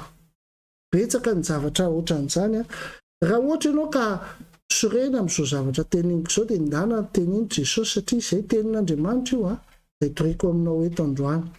Hitanao ohatrany hoe ny amin'izao fotoana izao koa betsaka ny olona izay manome fotoana, manome ny volany, manome ny fahaizany ray manontolo mihitsy, ny toe-tsainy ray manontolo mihitsy any amin'ny faniratsirana olona. Araka ny tenin'Andriamanitra io hoe misy ny mpanendrikendrika, misy ny mpamadika, ohatran'izany misy ny mpaniratsira, miteny ratsy. Dia raha mijery ianao tena za mijery ny firenena hafa ihany koa, fa matetika rehefa mijery ny Madagasikara, araka ny teny voaraiko voaingana ny rapport hoe 3 millions ny isan'ny olona mampiasa Facebook any Madagasikara, 3 millions. dia ao anatin'ny 3 millions tokony hanaovantsika tompo-daka ny fiatsaram-belatsisy, tompo-daka ny fosafosa, satria iny be dia be ny mifosafosa manenjikenzika ao anaty Facebook, mandany mega mihitsy anaratsiana olona nefa tsy fatany akory le fiainan'le olona. Za eto tsy manenjika nizaniza fa miteny fotsiny araka ny zava-misy, ary satria ny tenin'Andriamanitra ny atao hoe kristianina dia pratika ny tenin'Andriamanitra ny tena atao hoe kristianina, fa tsy hoe mihaino fotsiny ianao dia ay ve izay fotsiny information, fa mihaino ianao dia manatanteraka araka ny teny amin'ny Deutéronome hoe raha ohatra ianao ka iaino sy anatanteraka ny tenin'Andriamanitra dia reto ny fahasoavana izay anaraka anao, fa raha tsy haino kosa ianao raha tsy anatanteraka dia reto ny ozona manaraka anao. Ka hitanao zany mila antsika mihaino ny tenin'Andriamanitra. Raha eto amin'ny Facebook eto zao dia be lainga zany dia matono ny satana natao hoe bibilava manana lela roa satria mandainga. Faharoa betsaka ny olona izay maniratsira nefa tsy fatany akory. Toy izy antsika ny tenin'Andriamanitra, ozy izy ny tenin'Andriamanitra amin'ny obolana ho antsika izay efa tsy indrindra kristianina no resahako eto izay tafiditra ao anatin'izany hoe faniratsirana olona tsy fantatra ao zany, tsy dadabenao akory izy, tsy tontonao akory izy, tsy havanao akory izy nefa nenao manaratsy anazy. Jereva ao amin'ny obolana 11:12 ozy izy ny tenin'Andriamanitra hoe tsy ampisaina izay manamavo ny namany fa izay endry dia mangina. Esaka saina sy toetsaina ny resahantsika eto. Tsy ampisaina ozy izy izay manamavo ny namany fa izay endry dia mangina. Raha misy zavatra tsy mety ataon'ny namanao ndany izy resao manokana, izy tenenina izy manokana, zay ny fahendrena. Tsy mila hoe resahanao any amin'ny Facebook satria zaza rehefa nahita ny tenin'Andriamanitra hoe dia tena ozy aho hoe tena tsy ampisaina marina zany izay manamavo ny namany. Alleloia, satria tenin'Andriamanitra zany. Mbola hitako ihany koa amin'ny Joda 1:10, Joda 1:10 zao ny tenin'Andriamanitra: fa ireo kosa dia miteny ratsy izay zavatra rehetra tsy fantany akory, ary izay zavatra fantany fotsiny tahaka ny fahalalan'ny biby tsy manan-tsaina kosa no animbany nando toy ny tenany. Amen. Hitanao zany le olona manao anjazany lasa mandoto ny tenany, lasa mandoto fotsiny fanahiny, mety tsy fantany hoe fanaovako an'ity fitenenany ratsy fanenjehana olona sy fanamavona ny namako ty ange. Ka iny rehefa ohatra ianao ka misy maloto mivoaka avy any aminao, dia misy maloto zany ao am-ponao, misy maloto any an-tsainao, milomanao anatin'ny maloto zany ianao, ka tsy mahagaga raha ny teny ato, ny teny Andriamanitra hoe manimba na mandoto ny tenany ny olona izay miteny ratsy izay zavatra tsy fantany akory. Alleloia. Koa miangavy ary ry kristianina malala, oka tena ho kristianina ianao aoka ianao anatsaina hiteny zavatra maso, anatsaina hiteny zavatra mampandroso, azoto amin'ny fanaovantsoa, azoto amin'ny fikatsahana ny tavan'Andriamanitra, azoto amin'ny fanatanterahana ny sitrapon'Andriamanitra. Alleloia. Ary hitanao rehefa miteny an'izany zao ka mety misy sositra raha hoe misy fahasorenana kely fotsiny ao anatin'ny fonao, Andriamanitra mahita, dia izao ny zavatra miseho, kajian'Andriamanitra ho adala ianao. Satria Joba 5:2 zao ny tenin'Andriamanitra: fa ny adala dia vonono ny fahasosorana. Tanao zany, ny adala dia vonono ny fahasosorana. Dia matsy ianao faly be mihitsy miteny hoe za rehefa sositra ile fahasorenako iny. Zao nahita olona miteny hoe oui ma colère, fahasorenanao avy taiza iny aloha tsy mahalala fomba ny fiainanao reny.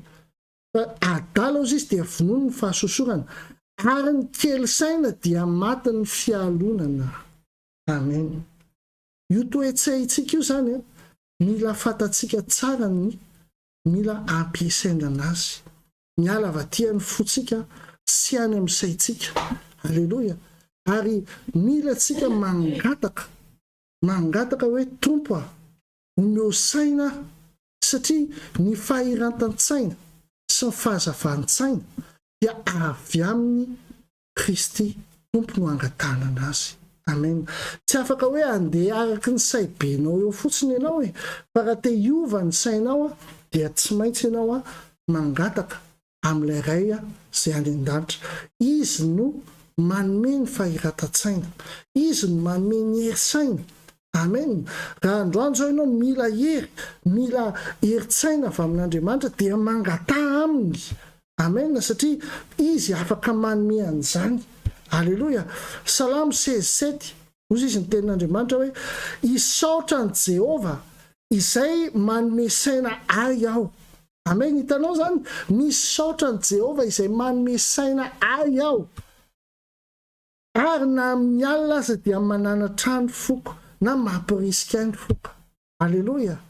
Hitanao zany, rehefa mangataka amin'Andriamanitra, tompo tolory saina fanay masino, tolory saina apafantaro anao zavatra tokony ataoko.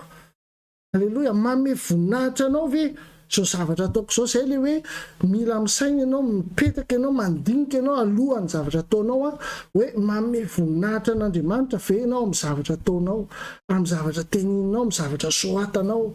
Alleluia. Misaotra an'Andriamanitra tsika fa mino fa manaraka tsara n'izao teny zao ianao ary ny toetsaitsika kristianina aokotsika tsy ho diso mihitsy, tsy ny fandehanantsika any am-piangonana, tsy ny fahafantarana hoe ianao le mivavaka be, izay no ankasitran'Andriamanitra. Tsara zay, fa ny tena zavatra ilaina ary tian'Andriamanitra ho ataontsika amin'ny kristianina tsika, toetsaina tokony ananantsika, dia hitantsika eo amin'ny Jakoba 1:7-20 miteny takan'izao hoe izao ny fivavahana madio sady tsy misy loto eo anatrehan'Andriamanitra ray, ny mamanga ny kamboty sy ny mpitondra tena amin'ny fahoriny sy ny miaro ny tena tsy hisy pentipentina avy amin'izao tontolo izao. Amen. Zereo tsara, miaro ny tena tsy hisy pentipentina avy amin'izao tontolo izao. Inona moa le pentipentina teo? Le nitenentsika teo hoe misy ny fitiavan-tena, fitiavam-bola, mpandoka tena, mpiavinavina, miteny ratsy.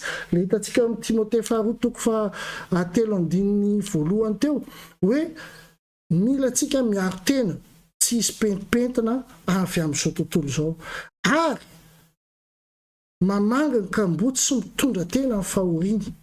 Alleluia. Zava-dehibe amin'Andriamanitra io. Alleluia.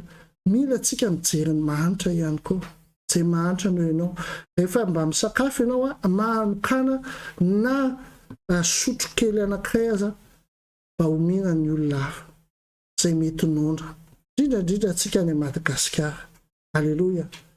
Rehefa manao an'izay no manana an'izay fahazotoana manatanteraka ny tenin'Andriamanitra izay no dia tsy ho gaga raha hisy vokatra tanteraka eo amin'ny fiainanao, ary hipoaka tahaka ny andro amibalika ny fahamarinanao. Alleluia. Teny zany eo amin'ny Isaia, zany nataonao. Iverintsika eto amin'ny vitsika obolana 9:9.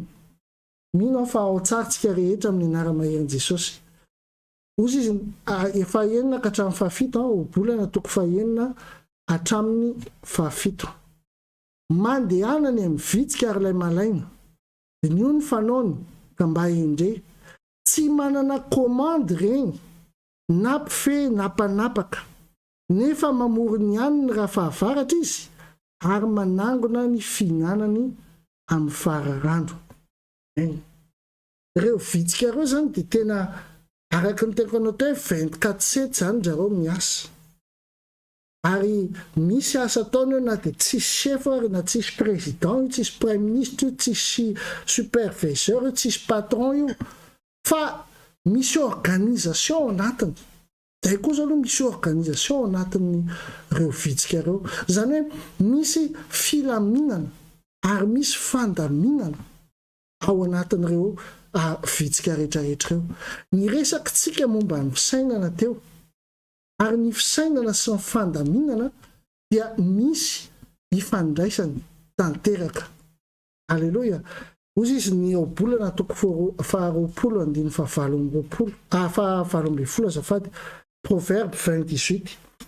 Ny hevitra rehetra dia ahoro ny fisainana, ary ny fahaiza mandamina tsara no entinao miady. Amen. Fatatsika tsara io, ny fahaiza mandamina tsara no entintsika miady, ary ny hevitra rehetra dia ahoro ny fisainana. Zany hoe alohan'ny voan'le hevitra tsara avy any aminao dia misy fotom-pisainana, toe-tsaina izay mila nananao, ary efa manana izay toe-tsaina izay ianao dia mahay mandamina no hoentinao miady. Ny fahaiza mandamina no entinao miady. Alleloia. Androany dia hoentiko ianao i-voyage araka amiko, satria mila fantatrao tsara hoe takiny ahoana zany hoe fandaminana amin'ny fitadiavana filaminana zany, ary mifototra any amin'ny hevitra sy ny toe-tsaina ny zavatra rehetrarehetra. Alleloia.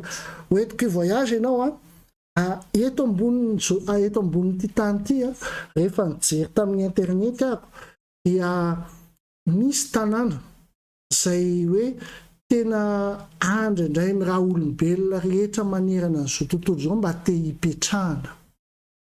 Betsaka ny tanora malagasy izay te hiala ao Madagasikara. Betsaka ny olona izay te hiala ao Madagasikara hipetraka aty avelany aty. Ny tiako tenenana hoe misy an'ireto firenena efatra reto zany.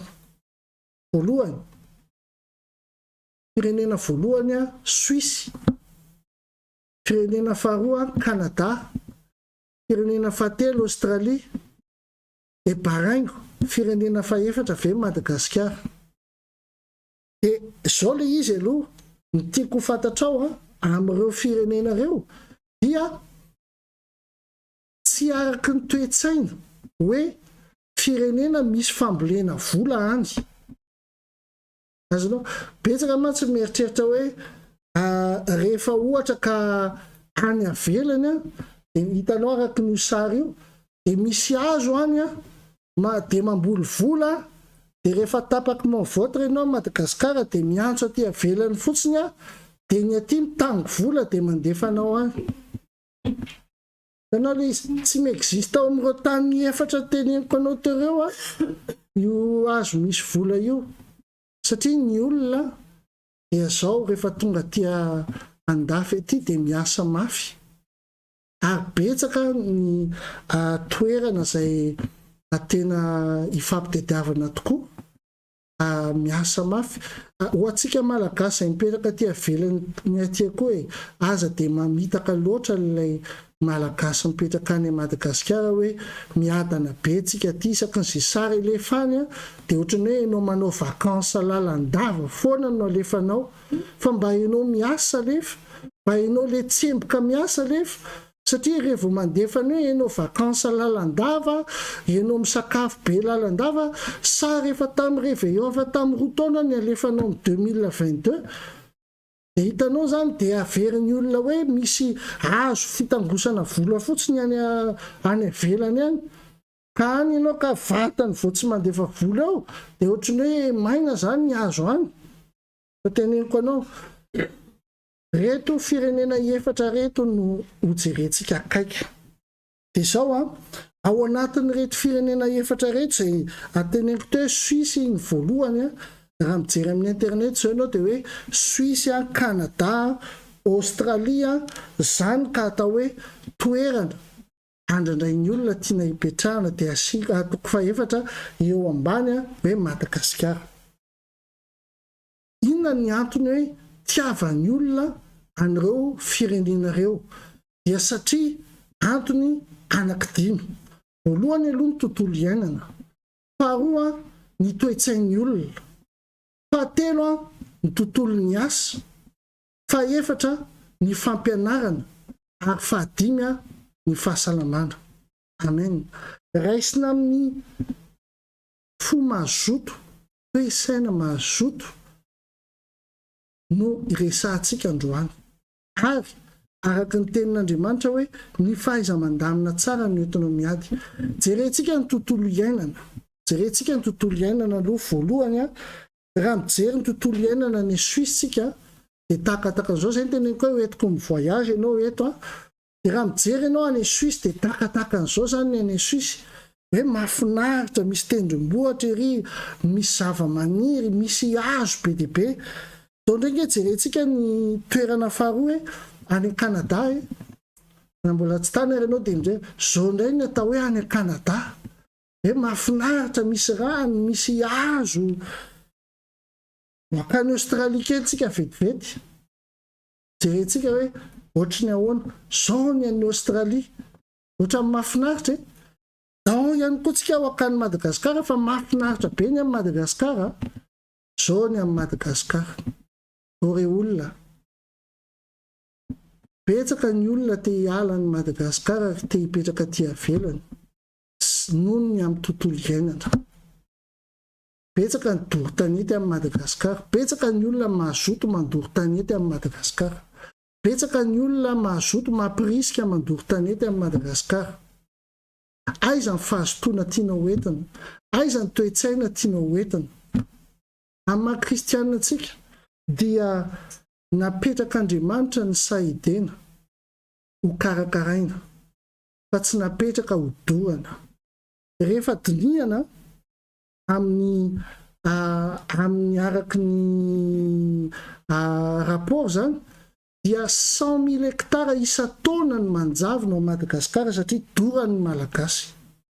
Fantatrao zany 100,000 zany hoe raha eo amin'ny 67 hektara eo zany dia 1500 fois ny habean'ny 67 hektara no manjavona lan'ny afo isa-taona ao Madagasikara.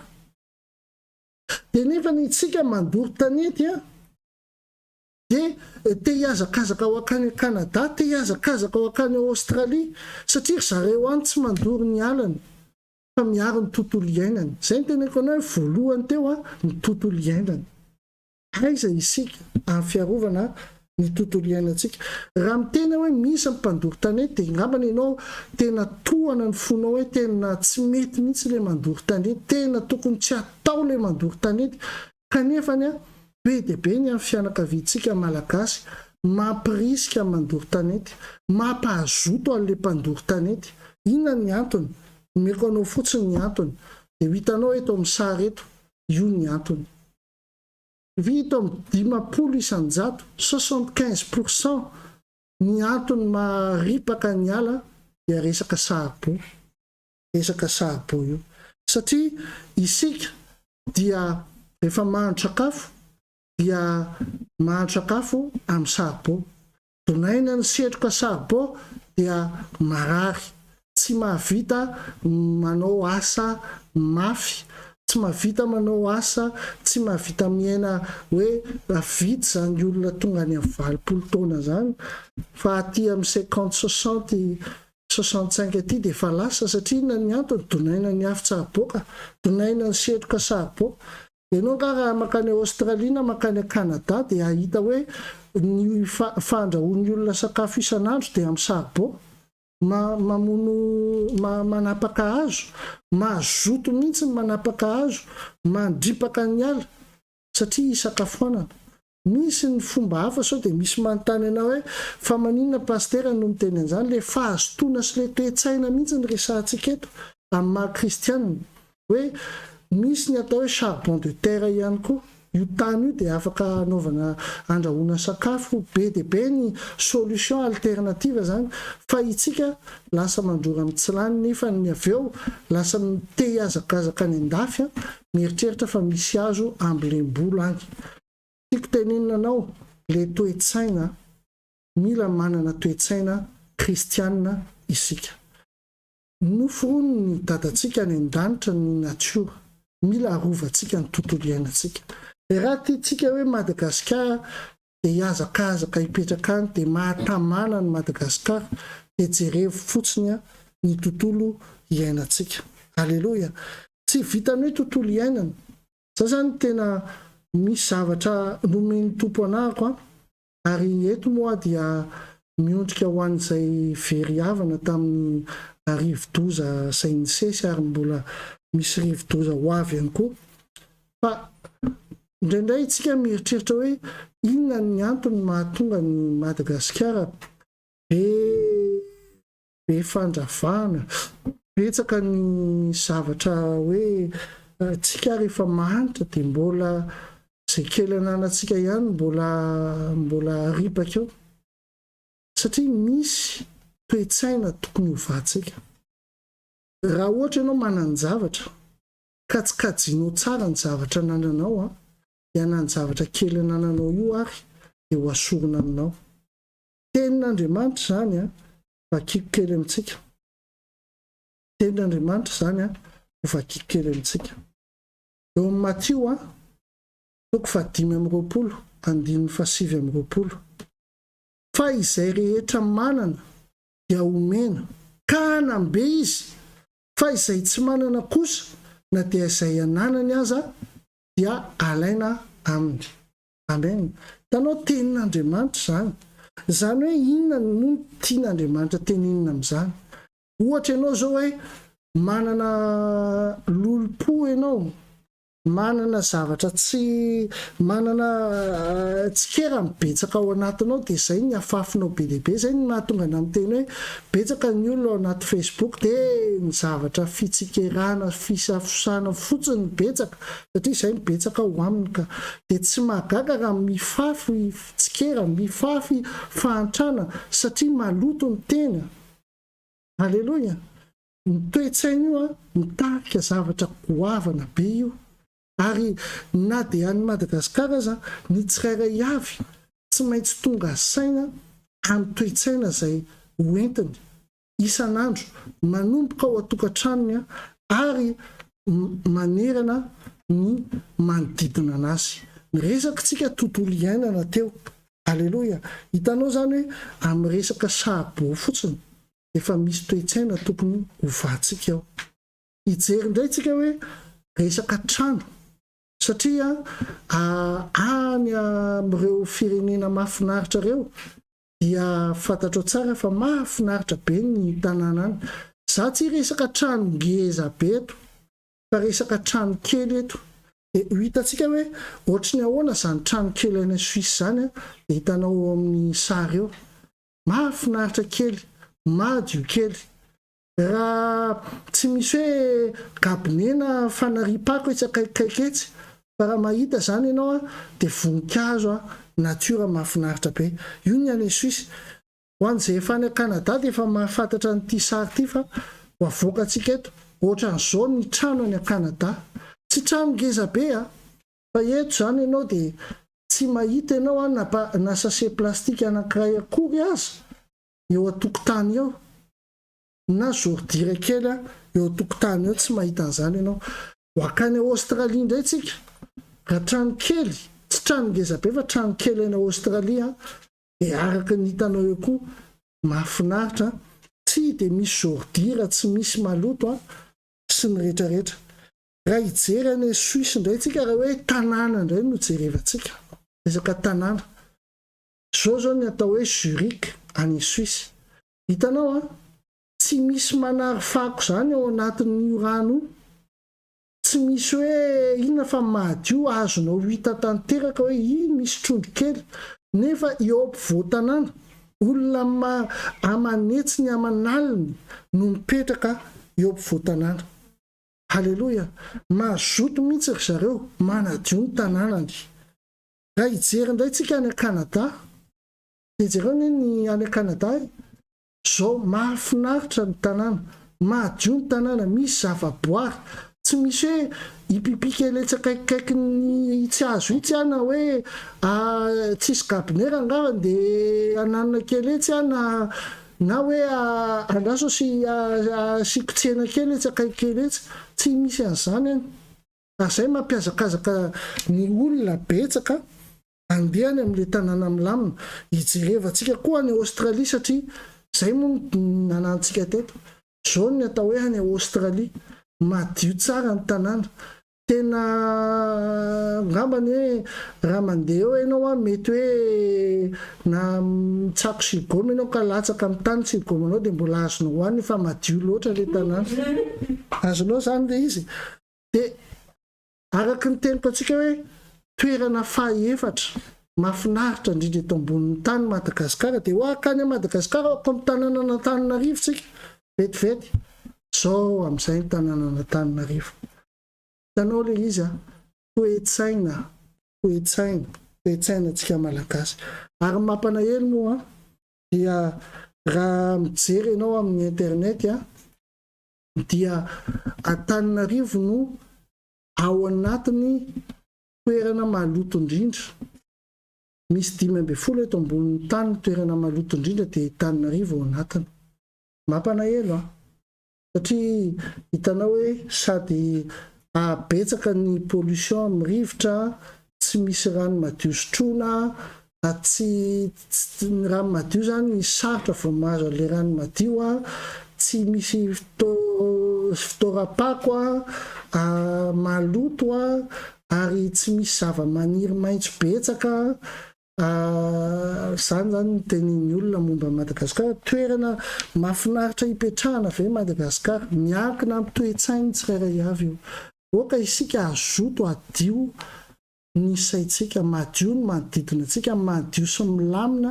ny ao nitsika ary madio sy milamina ny any ivelantsika militsika mazoto amin'izany zavatra zany hitanao mantsy ny zavatra ny teny tamin'ny heriny teo hoe ahoana ny afantaranao fa misy ny olona tsy mazoto amin'ny toerana anankiray rehefa hitanao ny atin'ny akanjo ery amin'ny devant-but ery za tsy miteny hoe tsy mila antona ny atin'ny akanjo fa any amin'ny sisiny any fa tsy ery amin'ny devant-but ery io tazan'ny olona rehetrarehetra satria na ny antony endriky ny filaminana ny dikan'izany ary mijery ianao mazoto ny olona any ivelany manadio ny tanànany maka ny fotoanany maka ny fisainany ahoana ny anatsarana n'ity tanànako ity ahoana ny anatsarana ity toe-tsaiko ity miaraka amin'ny olona sina ny droit de l'homme sina ny droit de l'enfant sy ny rehetrarehetra ahoana ny fampianarana ny tsirairay avy alleloia ahoana ny fahasalamany tsirairay avy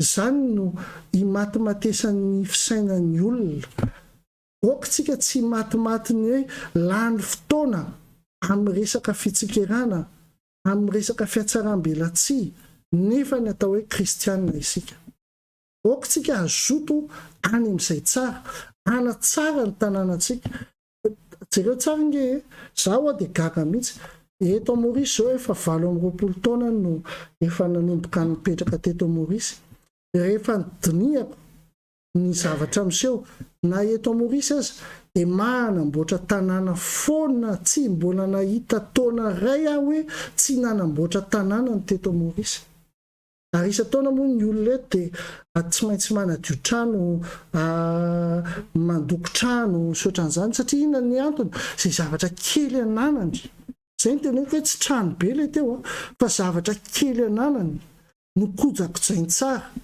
sy ataony izay mampatsara n'le zavatra eny am-pelantanana araka ny tenin'Andriamanitra hoe izay manana lehibe dia mbola ampiana manomboka zao nge tsika kristianina azao ny zavatra ananantsika ampitomboy ny zavatra ananantsika mazoto manakojakoja ny zavatra ananana dia ho hitanao izany tanan'Andriamanitra mahery-vaika miasa eo amin'ny ankonanao miasa eo amin'ny fianakavianao miasa eo amin'ny firenentsika ho hitanao zany alleloia tsy lany fotoana mitsikera sy lany fotoana amin'ny olona tsy fantatra fa izay zavatra azonao atao izay atao amin'ny anara-maherin'i Jesosy ozy izy ny tenin'Andriamanitra hoe eo amin'ny toroteny 7:1 fa izay rehetra isan'ny velona dia mbola tenaina fa ny ambony velona no tsara no ny liona maty inona ny teneny ny alika velona mbola tsara no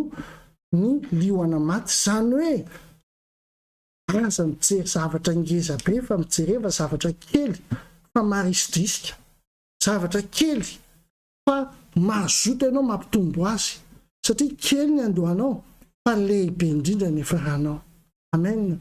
Raha tsy mahay mikojakoja n'izay anananao eny an-tananao ianao, tsy afaka omen'Andriamanitra mihoatra an'izay ianao fa na ny kely eo aza ho asoriny. Halleloja. Zay mahatonga ny hoe isaky ny mihetsika tsy maintsy misy fandravana, tsy maintsy misy an'izao satria resaka fanany resahana eto. Ary misy toetra, ary ny toetra dia miainga avy amin'ny fanahy. Halleloja. Mila antsika mitandrina an'izany. Inona moa zany ny tiana tenenina? Ny fahazotoana dia arakaraky ny izay anananao no akasitrahan'Andriamanitra. Misy zany le fananana anananao ka raha tianao akasitrahan'Andriamanitra iny dia misy fahazotoana mila manaraka ny zavatra iny.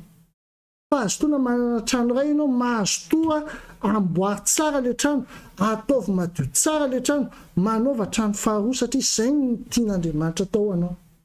Amen. Manana asa ianao, ataovy tsara ny asanao, kojakojay tsara izay anananao.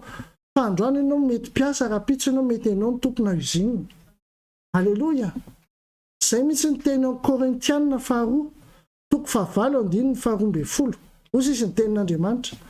Fa raha misy fahazotoana, miaravakitsika le izy, fa raha misy fahazotoana dia arak'izay ananany no akasitrahana fa tsy arak'izay tsy ananany. Tanao zany, arak'izay ananany no akasitrahana raha misy ny fahazotoana fa tsy arak'izay tsy ananany. Amen. Zany hoe Andriamanitra zany te hitanao azoto amin'ny zavatra kely izay ampelantananao, raha kely no ampelantananao, raha lehibe no vao maika ampitomboy. Fa samy manana ny talentany avy io. Halleloja. Nateraka ianao andresy eto ambonin'ity tany ity, nateraka ianao hikarakara ny zavatra nananao eto ambonin'ity tany ity, nateraka ianao hikarakara ny firenenao ety ambonin'ity tany ity. Zay nahatonga anao teraka tany Madagasikara. Misy anjara brikinao. Halleloja. Raha za ianao manomboka zao, za aloha dia efa hiteny amin'ny Madagasikara rehetra manomboka zao, satria révélation no men'ny tompo io. Manomboka zao aza mahandro sakafo amin'ny saribôtsony, ary aza mividy saribôtsony. Satria mandripaka ny ala dia itsika ihany mandrora mitsilany eo. Dia avy eo be dia be ny gasy te hiala ny Madagasikara, ho akany Canada, ho akany Australia, aninonany, andripaka ala any koa. Miteny ianao izay asainy ataon'Andriamanitra atao, izay atao. Inona ny tokony ataontsika amin'ny Filipianina 4:1. Koa raha misy fampirisihana amin'ny Kristy, raha misy fampiononana avy amin'ny fitiavana, raha misy firaisana amin'ny fanahy, raha misy famindrapo sy fiantrana, dia tanterao ny fifaliako mba hiraisanareo sainy. Ray saintsika. Miray fitiavana, miray fo, miray hevitra. Tsy manao na inona ny fifampandaniana, na mandrany tena foana, fa mifanetretena, dia aoka samy anao ny namany ho mihoatra noho ny tenany. Amen. Fahefatra, aza samy mihevitra ny azy ihany, fa samy ny any namany koa. Fadimy, aoka ho aminareo zao sainy zao, izay tao amin'ny Kristy koa. Izay natao hoe sain'ny Kristy no saintsika. Amen. Sain'ny Kristy ny sainao hoe zao ny saina tao amin'ny Kristy. Izay na dia nanana ny endrik'Andriamanitra azy, dia tsy nataony io zavatra ho fikiriny mafy ny fitoviana amin'Andriamanitra. Fa nofohanany ny tenany tamin'akany ny endriky ny mpanompo, sy ny nahatongavany ho manam-pitoviana amin'ny olona. Ary rehefa hita fa nanatare olona izy, dia nanitry tena ka nanaiky hatramin'ny fahafatesana, dia ilay fahafatesana tamin'ny hazo fijaliana. Nanitry tena Kristy. Amen. Zay manitry tena no asandratra, zay mahazoto mitady ny tavan'i Jehova no hovokizana fahasoavana. Halleloja. Koa izany nanandratan'Andriamanitra azy indrindra, tsy nanomezany azy ny anarana izay ambony ny anarana rehetra, mba ho amin'ny anaran'i Jesosy no andoliany lohalika rehetra, na ny any an-danitra, na ny etỳ tany, na ny any ambanin'ny tany, sy anaken'ny lehilahy rehetra fa Jesosy Kristy tompo. no voninahitr'Andriamanitra ray. Amen. Amen. Zany no tokony atao tony io tenin'Andriamanitra io. Inona no tokony ataonao eo amin'ny fiainanao? Raha am'izao ianao no tsy hitanao hoe very hevitra ianao, inona no tokony ataonao? Asio fahazotoana. Alleluia. Asio fahazotoana. Asio hoe toe-tsaina mazava. Asio filaminana. Satria ny ariza no anisy ratsy anareo raha mazoto amin'izay tsara ianareo. Amen. Iza ny anisy ratsy anareo raha mazoto amin'izay tsara ianareo. Amen. Raha tiantsika hoe hiadantsika hipetraka ao Madagasikara, raha tiantsika hoe mahafinaritra ny hipetrahantsika ao Madagasikara, izao mantsy rehefa ty avelana ity dia manimanina no any Madagasikara foana. Za moa ny teny namana sy ny tapaka sy ny zanaka sy ny havana foana mahafinaritra be ny ao Madagasikara, fa rehefa tonga any ianao ka vahiny avy aty dia omena 2 volana ianao. Vita ny 2 volana dia hitanao ny zavatra miseho. Satria na ny antony, satria ianao le vao tonga iny mbola heverina hoe mbola mitondra le hazo tangosana vola. Rehefa tonga any, rehefa tapitra iny hazo tsy misy hazo tsony ty, dia hitanao tsony fa tsisy manasanao any an-trano tsony. Zava-misy zany, fa tsy hoe zany ny zavatra fa ny ankabetsahany dia zany, fa oka ny toe-tsaintsika kristianina hiova tanteraka. Alleluia. Oka itsika anao izay tsara eo anatrehan'Andriamanitra, izay akasitrahana eo anatrehan'Andriamanitra. Ozy izy ny tenin'Andriamanitra teo hoe paramisa fahazotoana dia arak'izay ananany no ankasitrahana. Isika malagasy manana zavatra soa be dehibe, na tany, na velara-tany, na renakibony tany, na inona, na voankazo, na hazandrano, na omby, dia oka isy fahazotoana imultipliany reny zavatra reny isika. Satria izay ny endrasan'Andriamanitra amintsika amin'ny anara-maherin' Jesosy. Hoy izy ny tenin'Andriamanitra hoe ny hevitra rehetra dia ahoro ny fisainana ary ny fahaiza-mandamina tsara no etsika miady. Amen. Ho tahian'Andriamanitra indrindra ny enao, ary ny zavatra rehetra ny izay ao am-ponao dia ho tanterahan'Andriamanitra, fa jerevo akaika ny momba ny fanahinao, ny momba ny fonao sy momba ny toe-tsainao. Oka ho toe-tsaina araka Kristy amin'ny anara-maherin' Jesosy Kristy. Ny herin'ny fanahy masina ny hitombo ao amin'ny fiainanao. Ary amin'ny anara-maherin' Jesosy tononoko aminao ny fiadanana, tononoko aminao ny fahasoavana. Eny tokoa fahasoavana sy famindrapona anaraka anao amin'ny andro rehetra iendanao hitoetra ao an-trano Jehova andro lava ianao. Tahian'Andriamanitra daholo tsika rehetrarehetra, aza diny manomboka amin'ny 27 amin'ny herin'ny androany zany dia ao am-piangonana isika mivory. Misy foana ny live ho alefantsika direkta fa ao am-piangonantsika no mivory. Tahian'Andriamanitra tsika amin'ny anara-maherin' Jesosy miaraka amin'ny herin'ny fanahy masina, ampitiavana PDP.